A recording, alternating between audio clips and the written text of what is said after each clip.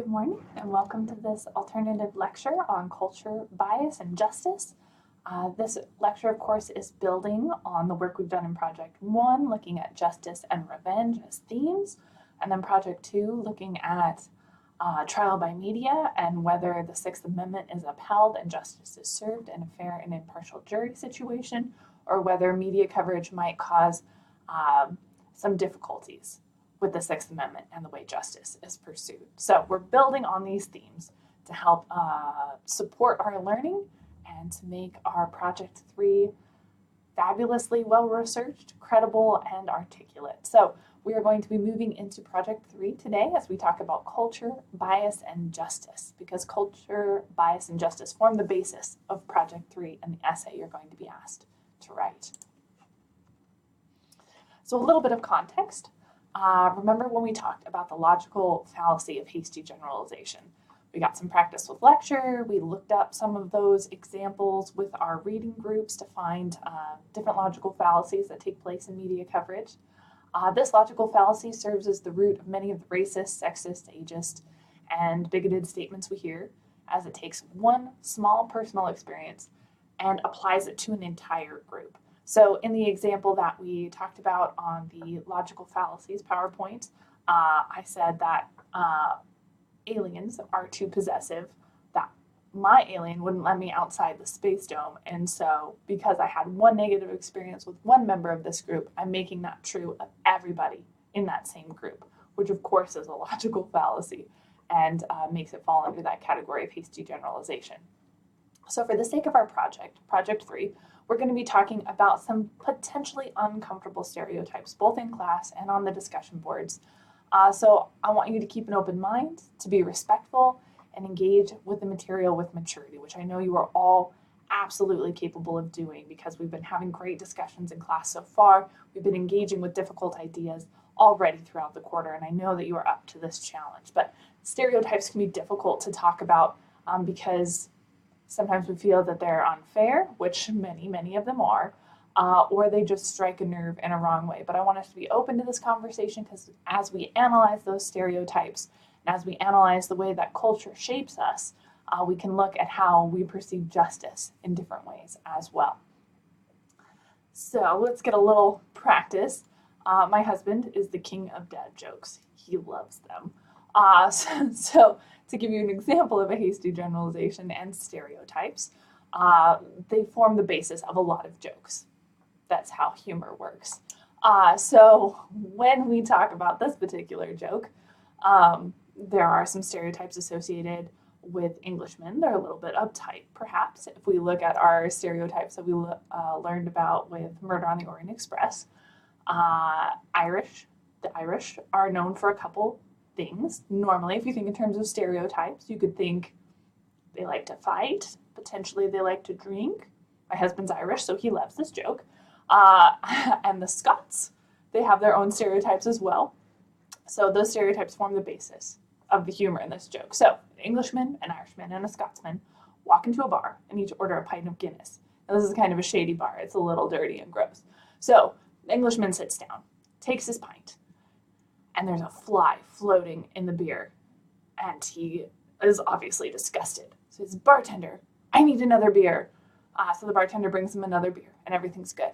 And then the Scotsman walks in and orders a Guinness. He sits down, and there's a fly floating in his beer as well. Gross. So he picks the fly out, tosses it away, and drinks the beer, because it's still good.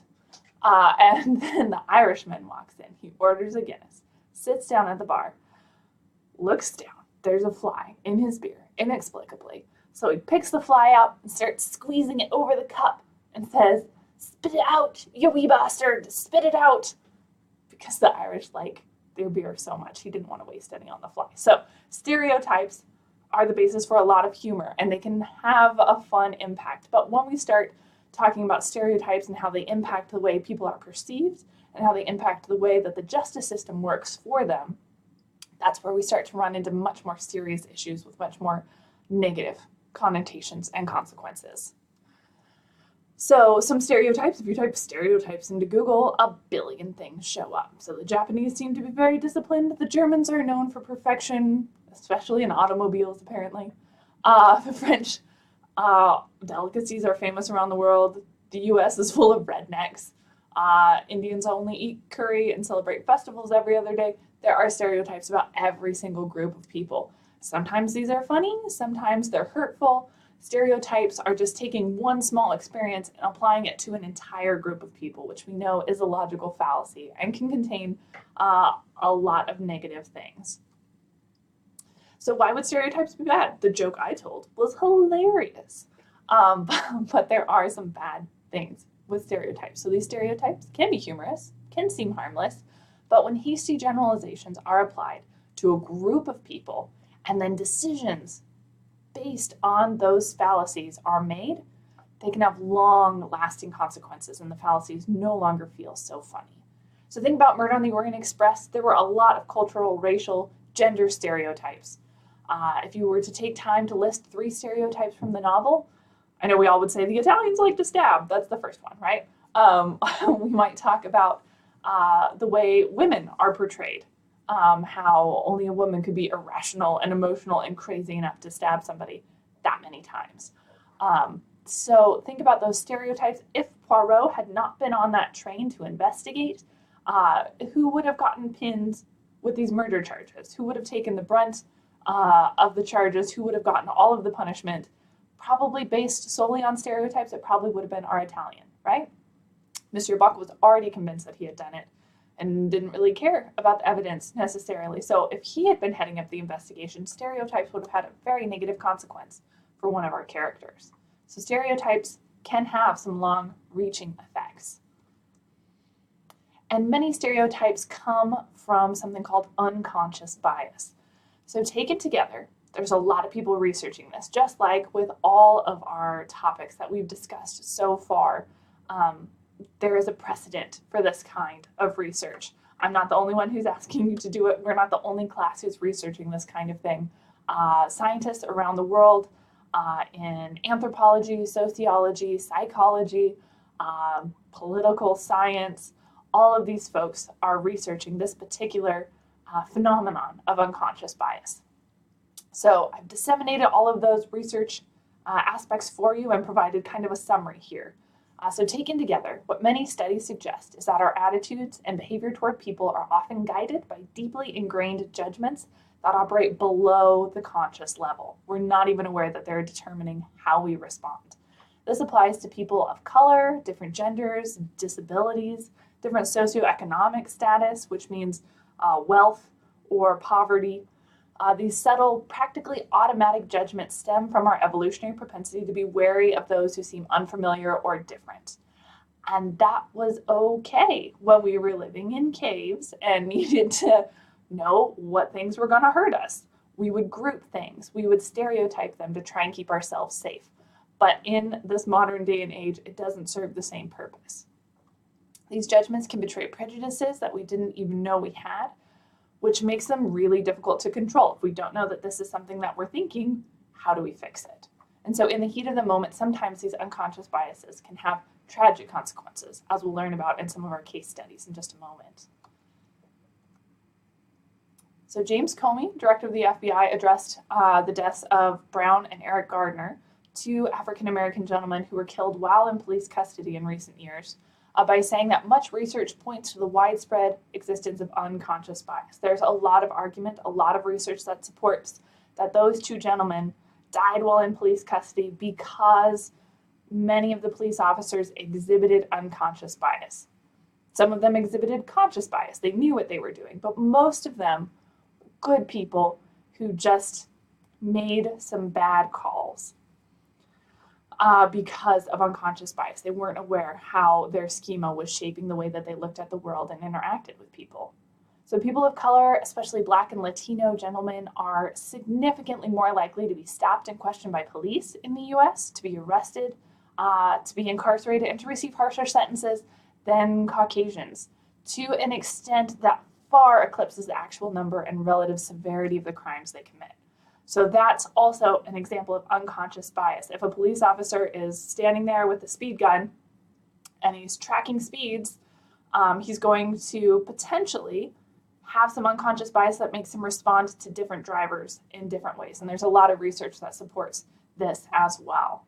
I don't want to make it sound like I'm attacking the police force at all, because they are fabulous. They put their lives on the line for us every day. I deeply, deeply appreciate everything that they do. But they are a small microcosm. There's some group of people that's easy to study because they have to wear body cams, because they have such a high level of accountability, that when researchers go into looking at examples of unconscious bias or looking at examples of how people interact in high tense, high stakes situations, police officers are an easy group to study because there's so much data. And so that's why a lot of examples deal with that particular group, because the research is easy to find. So despite many troubling discoveries about how unconscious bias can affect us, the research also offers grounds for optimism, which is really exciting. We're not in a dark place that we can't fix. Neuroscience research by Susan Fisk at Princeton University, for instance, suggests that our unconscious biases are actually quite malleable, which means we can change them. We just have to be aware that they exist first. And that's something that's very exciting. So a lot of this unconscious bias stems from the mentality of us versus them. We group ourselves, and then everyone outside the group isn't as valuable as we are. So if you were looking at the Robert Lee Yates case, our Spokane serial killer, a lot of the news coverage did this us versus them kind of mentality, because Robert Lee Yates was a family man. He was married, he had children, he had served in the military, he was a church-going guy. Like, he had a lot of things that made him connect to different people, whereas his victims were largely prostitutes, who are oftentimes looked at as a lesser rung of value. So it created an us versus them kind of mentality in some instances of the case coverage, which could have negatively impacted it. Thankfully it didn't, but it had that possibility because of unconscious bias. So research by Sam Gartner and colleagues on the common in-group identity model shows that when we're able to recategorize other people according to features or characteristics that we share instead of what makes us different, we're very much less likely to show prejudice. So when we look for commonalities instead of differences, we're much more willing to connect to people, to work with them, to communicate with them, and to build stronger relationships. So if you want an example of this, think about disaster movie scenarios. Anytime a group of bad guys comes and attacks another group, that other group just bands together, especially if it's like a sci-fi movie where the other group is very outside of the norm. So the aliens are attacking Earth. All the little humans gather together to defend Earth. They don't really care that they have different skin colors, or that they're different genders, or that they're different socioeconomic status. All they care about is that it's a fellow human who's not an alien. And so the humans all band together, creating an us versus them mentality. This happens in sporting events too. If you've ever watched the Super Bowl, people are united by a shared identity and other differences melt away. If you're ever in a public place when the Super Bowl is playing, and you look over and see someone wearing your team's jersey, you're like, yes, my new best friend, let's cheer together. I know nothing about you other than the fact that you like the same team I like. And so it creates that commonality, that group mentality. We're all in this together, and we're all rooting against that guy's team.